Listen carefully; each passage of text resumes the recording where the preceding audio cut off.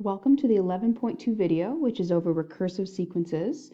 Our goals today are to define a sequence recursively and to use the definition of a recursive to help us find information.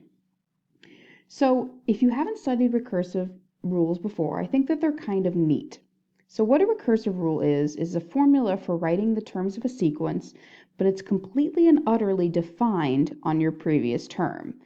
This type of function cannot exist unless you're given a first term or a starting term. So you absolutely need to know the previous term in order to keep going.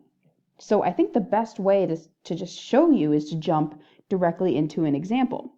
So if my goal is to find the first 5 terms, or you could even think of it as the next 5 terms given, notice that this problem gives you a sub 0 equals 3. So it gives you a term to start on, which is absolutely essential for recursive sequences.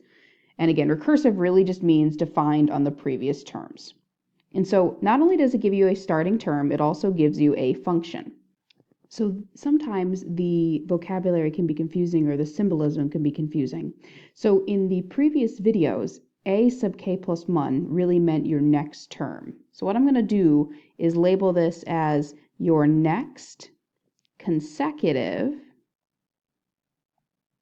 term, and consecutive mean next to, and a sub k, notice, is one term before, so I'm going to write this as the previous term. So when you're looking at your equation, this is really what you want. You want the next consecutive term, and this is what you have. So this is what you want, and the previous term is what you have. So if I broke that down a little bit more, in this specific case, it looks like we're starting with a sub 0 equals 3. And so if I want to find the next 5 terms, I want to find a sub 1. So this formula, if I write it a different way, if I want to find a sub 1, we're going to take 2 and multiply it by the previous term, which is a sub 0 plus 3. Now, what that really means, a sub 0, remember, is an output value, and a sub 0 is really 3. So this is really 2 times 3 plus 3. So the output value would be 6 plus 3, or 9. So this is the answer for a sub 1. A sub 2 would be 2 times the previous term, a sub 1, plus 3. So that is really 2 times the previous term is 9, plus 3. So that would really be 18 plus 3, which would get me 21. And it continues like this. A sub 3 is really 2 times the previous term, which is a sub 2 plus 3. Now we just found that a sub 2, let me change colors, a sub 2 was really 21. So it's 2 times 21 plus 3, which is 42 plus 3, or 45.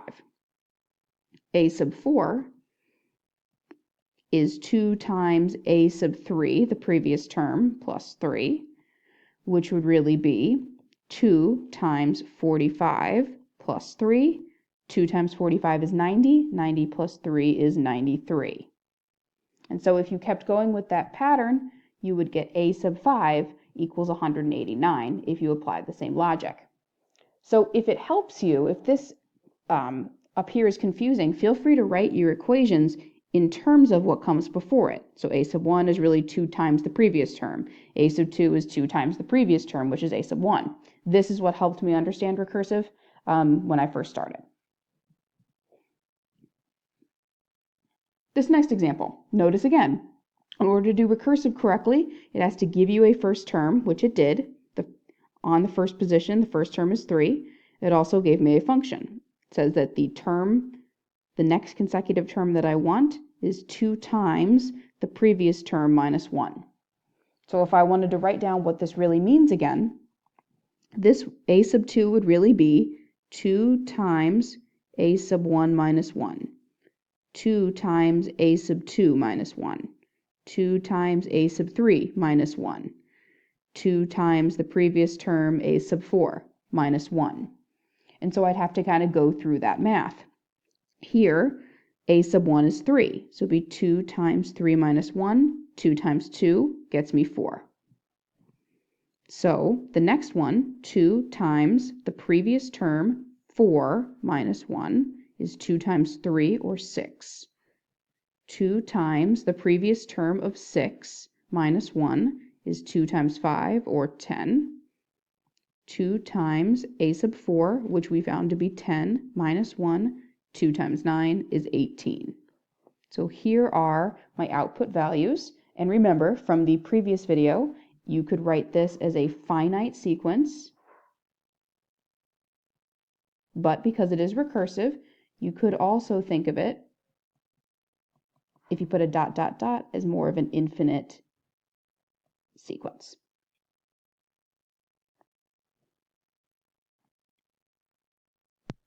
All right then, the next example is giving you a sequence, not a function, and our goal is to find what the function is. So we want to look for a pattern and see if we can write an equation recursively, and also write an equation generally, which we'll kind of go through both types.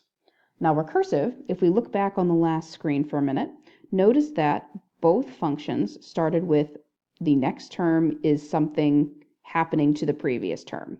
So what I'm going to do is use n, and I'm going to say a to the n plus 1, so the next term in the sequence, how does it relate, or how does it depend on the previous term? Well, let's look at the pattern and find out. It looks to me that between my numbers here, what is consistently happening to get from 8 to 11, 11 to 14, 14 to 17? Or if we think backwards, how do I get from 11 to 8, 14 to 7? It looks like we're consistently going up by 3. So I'm going to write a little plus 3, plus 3, plus 3, which means that my equation would be, if I want to find my next term, I am going to take my previous term plus 3. So this would be your function recursively, that the next term is the previous term plus 3. And again, feel free to write yourself a note that this is the next term and this is the previous term. And generally, all of your recursive sequences would look something like that. Now, the general or explicit rule is a little bit more to it. So what I'm going to do is write down the output values. And remember, the general or explicit rule also depends on your n value. So these numbers happen at this position. At the first position, I have the output of 8. At the second position, I have the output of 11. Third position, output of 14. What we want to do is try to find an equation that starts with a sub n equals. And so I want to find a different type of pattern that relates the n values to the output values. So what I can ask myself is, how do I get from 1 to 8? And then how do I get from 2 to 11? How do I get from 3 to 14? So the explicit rule depends more on the n to the output values. And so sometimes I like to think addition. First, if I go from 1 to 8, that's plus 7. But then if I go 2 plus 7, that does not get me 11. So that's not my pattern. So when addition doesn't work, or subtraction doesn't work, I think multiplication next. And I think, okay, maybe I can multiply 1 by something to get to 8. So 1 times 8 is 8. 2 times 8 is not 11. So that doesn't work either. So maybe it's going to be a combination of multiplication and division, or multiplication and addition, or multiplication and subtraction. So what if I took 1 times 2? 1 times 2 is 2. How do I get to 8? Plus 6. So let's try it here. If I multiply this by 2, I'd get 4. Is 4 plus 6 11? No. So I'd keep going and say, what if I multiplied this by 3? 1 times 3 is 3. 3 plus 5 gives me 8. 2 times 3 is 6. Ooh, 6 plus 5 does give me 11. 3 times 3 is 9. 9 plus 5 does give me 14. So what I'm thinking is, in order to have an explicit rule, we need to take the n value, multiply it by 3, and then add 5. Let's check this one. 4 times 3 is 12. 12 plus 5 is 17. So this would be my explicit rule. Now, some of you might be saying, Mrs. Logus, my goodness, that took a while. That was a lot of guess and check. And you're right, there is some guess and check that goes on. But I do want to point out something, a relationship that's going to come through later, the relationship between the recursive rule and the general explicit rule. I don't know if anybody noticed, but this number here doesn't that really just represent what's going on between each number? That is really, as you're going to be learning, something called the common difference. And also notice that that number repeated here as somewhat of a slope.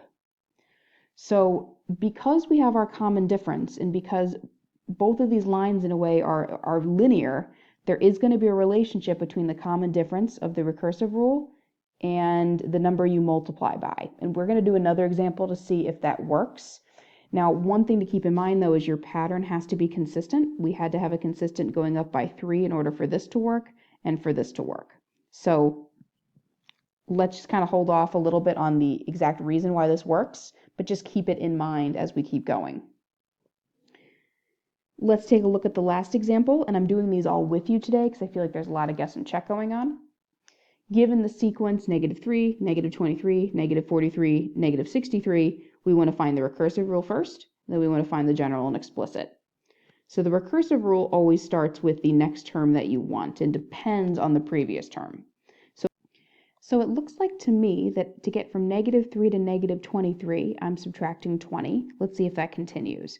-23 minus 20, yes, does give me this.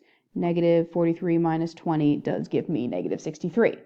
So by rewriting recursive rule, I would say that your term that you'd like depends on your previous term, and you would take your previous term, which is 1 less than this, and then subtract 20.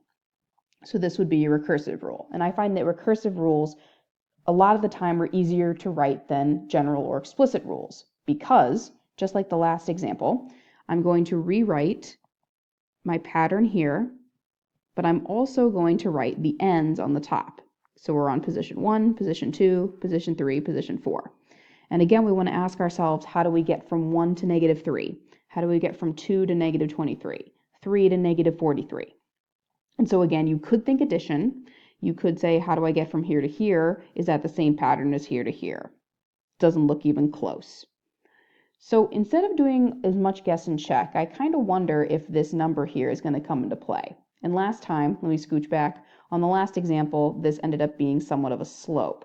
So if I come back over here, and my goal is to write the general or explicit rule, a sub n equals, I wonder what happens if I multiply this number by -20. So if I did -20